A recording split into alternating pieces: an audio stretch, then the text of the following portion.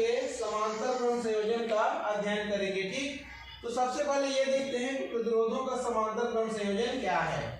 मान लेते हैं हमारे पास 3 प्रतिरोध है। ये देखिए, पहला प्रतिरोध है, ये दूसरा प्रतिरोध है और ये तीसरा प्रतिरोध है। ठीक, तो ये तीनों प्रतिरोधों को हमको समांतर क्रम में क्या करना पड़ेगा, संयोजित करना पड़ेगा। ठीक है, तो ये देखिए, मान लेते हैं जो पहला प्रतिरोध है इसकी प्रतिरोधकता R1 है, दूसरे प्रतिरोध की प्रतिरोधकता R2 है और ये तीसरे प्रतिरोध की प्रतिरोधकता R3 है। ठीक, अब हमको ये तीनों प्रतिरोध को समांतर क्रम में व्यवस्थित करना पड़ेगा।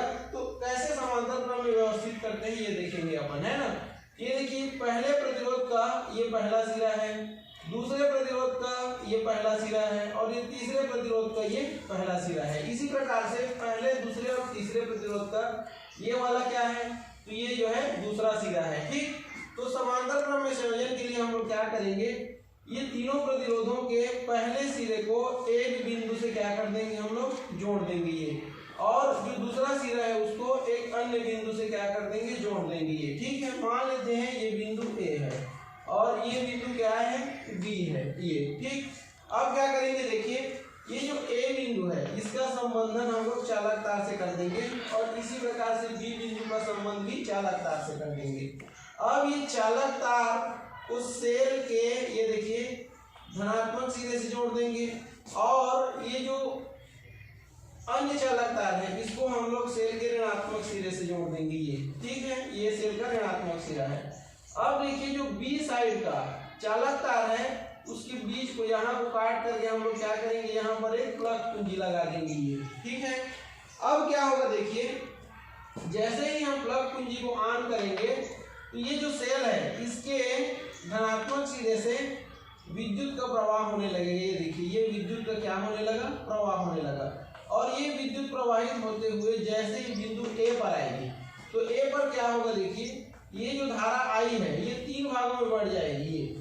ये पहले प्रतिरोध में जाने वाली धारा, ये दूसरे प्रतिरोध में जाने वाली धारा और ये तीसरे प्रतिरोध में जाने वाली धारा।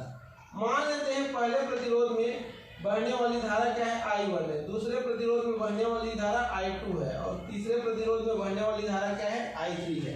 ठीक है, और ये देखिए, ये जो पहले प्रतिरोध में बहने वाली धारा I1 है कि नहीं, इसके कारण क्या होगा, तो ये जो आपका पहला चालक तार है इसके सिरों पर क्या उत्पन्न होगा, विभवांतर। इसी प्रकार से देखिए, धारा I के कारण ये दूसरे प्रतिरोध के सिरों पर भी विभवांतर उत्पन्न होगा और ये धारा I के कारण तीसरा जो प्रतिरोध है इसके सिरों पर भी विभवांतर उत्पन्न होगा। ठीक है, तो देखिए आप, तीनों प्रतिरोध का पहला सिरा एक ही बिंदु से जुड़ा है, इसलिए तीनों ये जो प्रतिरोध है इसके सिरों पर उत्पन्न होने वाला विभवांतर कैसा होगा, एक जैसा होगा। ठीक है, अब देखिए ओम के नियम से अपन देखते हैं।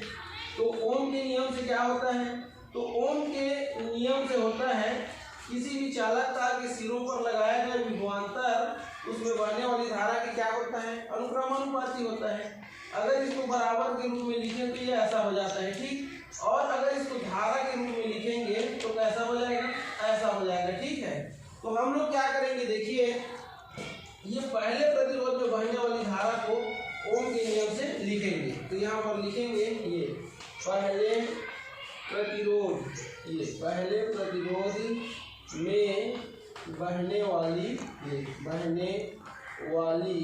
धारा, ये तो पहले प्रतिरोध में बहने वाली धारा क्या है, देखिए I1 है, तो I1 बराबर क्या हो जाएगा, V/R1 हो जाएगा, क्योंकि तीनों के सिरे पर उत्पन्न विभवांतर कैसा है, एक जैसा है। ठीक है, इसी प्रकार से देखिए, दूसरे प्रतिरोध में बहने वाली धारा I2 बराबर क्या हो जाएगा, V/R2 हो जाएगा और तीसरे प्रतिरोध में बहने वाली धारा क्या हो जाएगा, ये हो जाएगा V/R3 हो जाएगा। ये समीकरण 1 हो जाएगा, ये समीकरण 2 और ये समीकरण 3। ठीक, अब देखिए, मान लेते हैं ये तीनों प्रतिरोध को हम लोग एक प्रतिरोध मान लेते हैं। ठीक, तो इसका अगर हम परिणामी ज्ञात करें तो क्या हो जाएगा, देखिए ये इस प्रकार से हो जाएगा, ये ऐसा। ठीक, और मान लेते हैं ये जो संयोजित प्रतिरोध है इसके सिरों पर उत्पन्न विभवांतर क्या है, V है और संयोजित प्रतिरोध की प्रतिरोधकता कितना है, R है।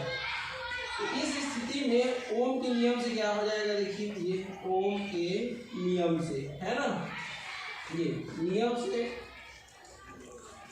इसको अगर तीनों प्रतिरोध को संयोजित करते हैं तो इसमें तो आई धारा बह रही है, तो आई बराबर हो जाएगा V/R हो जाएगा ये, ठीक है। ये समीकरण क्या हो जाएगा 4। अब देखिए ये धारा आई 3 भागों में बढ़ रही है, I1, I2 और I3 में, इसलिए चित्रानुसार क्या हो जाएगा, देखिए ये चित्रानुसार ये जो I है किसके बराबर हो जाएगा, I1 धन I2 धन I3 के बराबर हो जाएगा। अब आप समीकरण 1, 2, 3 और 4 से यहाँ पर मान रख देंगे तो I का मान कितना है, V/R है, I1 का मान कितना है, V/R1, I2 का मान कितना है, V/R2 और I3 का मान कितना है, V/R3 है, ठीक। अब इसको हम लोग क्या करेंगे, हल करेंगे, है ना। तो इसको मिटा देते हैं, इसका काम नहीं है, तो क्या हो जाएगा, देखिए ये V कॉमन, ये V/R को लिखेंगे, यहाँ से V कॉमन हो जाएगा ये, तो 1 क्या बचा R1, यहाँ 1/R2 और यहाँ क्या बचा 1/R3, ये ठीक है। अब देखिए ये V से V कैंसिल हो जाएगा तो क्या बचा, तो ये 1/R, यहाँ पर 1 ये ऐसा, ठीक है, तो 1/R बचा और इधर क्या बचा 1/R1, 1/R2 प्लस 1/R3। तो यही जो है प्रतिरोधों के समांतर क्रम संयोजन के लिए परिणामी प्रतिरोध का क्या है, व्यंजक है, ठीक है। तो इस प्रकार से हम लोग प्रतिरोधों को समांतर क्रम में क्या करते हैं, व्यवस्थित करते हैं, ठीक है।